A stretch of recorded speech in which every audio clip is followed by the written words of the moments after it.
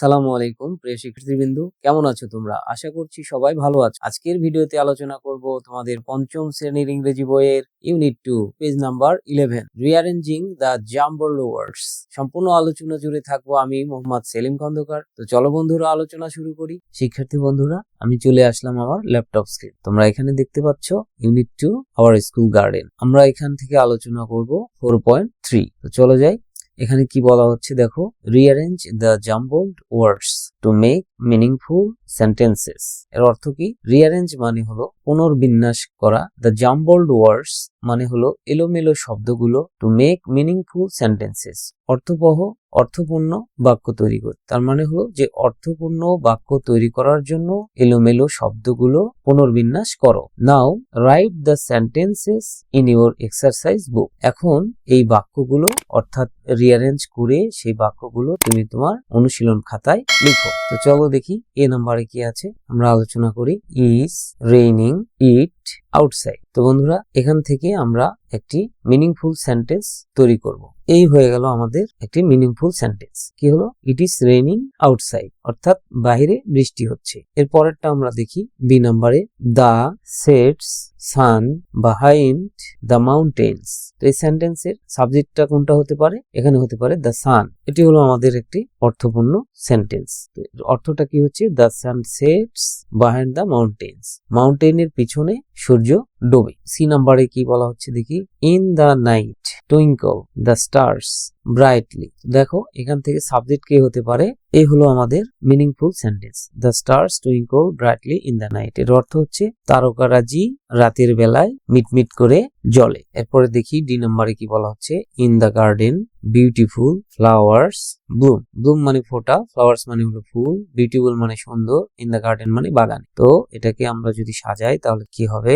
Beautiful flowers Bloom in the garden, সুন্দর ফুলগুলো বাগানে ফোটে, এর অর্থ। এরপরে আমরা দেখি ই নাম্বার কি বলা হচ্ছে, she banana eating breakfast is for. She is eating banana for breakfast, অর্থাৎ সে নাস্তাতে কলা খাচ্ছে। এরপরে দেখি F number, Sethu and class late for the were Fatima. তো আমরা দেখি এটাকে কিভাবে সাজানো যায়। হ্যাঁ শিক্ষার্থী বন্ধুরা, আমরা দেখতে পাচ্ছ এটি হচ্ছে আমাদের একটি মিনিংফুল সেন্টেন্স। এর অর্থ হচ্ছে সেতু এবং ফাতেমা ক্লাসে দেরি করেছে।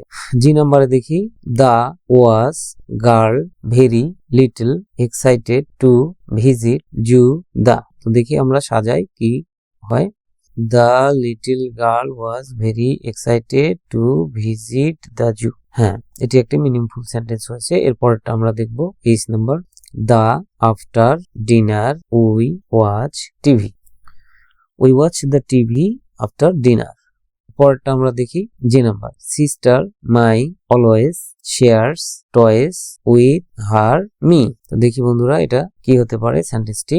হ্যাঁ, এটি একটি মিনিংফুল সেন্টেন্স হয়েছে। এবার আমরা পরেরটা দেখব, like pictures painting I colourful. I like painting colourful pictures. হ্যাঁ, এটি একটি অর্থপূর্ণ বাক্য হয়েছে। এরপরে আমরা আলোচনা করব 4.4। দেখো এখানে ইমাজিন। ইমাজিন শব্দের অর্থ হচ্ছে মনে করো, কল্পনা করো। You are visiting a farm or a zoo. মনে করো তুমি একটি ফার্ম অথবা জু চিড়িয়াখানা ভিজিট করছো। ফার্ম মানে খামার। Write 4 sentences describing what you see. এখন কি বলা হচ্ছে যে 4টি বাক্য লেখো এটার বর্ণনা দিয়ে, তুমি যা দেখেছো। Use common nouns and collective nouns in your sentences. তোমার বাক্যে কমন নাউন এবং কালেকটিভ নাউন ব্যবহার করো। Underline the common nouns and circle the collective nouns. কি বলা হচ্ছে?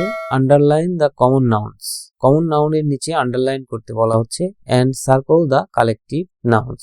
যেটি কালেকটিভ নাউন সেটাকে সার্কেল অর্থাৎ গোলাকার চিহ্ন দিতে বলা হচ্ছে।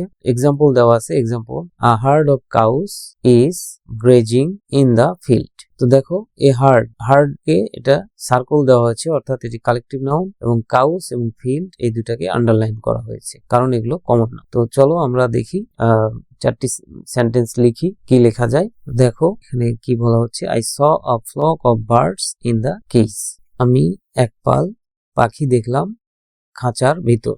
এরপরে বি নাম্বারে কি হতে পারে? দেখো, there were a group of people in the zoo. চিড়িয়াখানার মধ্যে একদল লোক ছিল।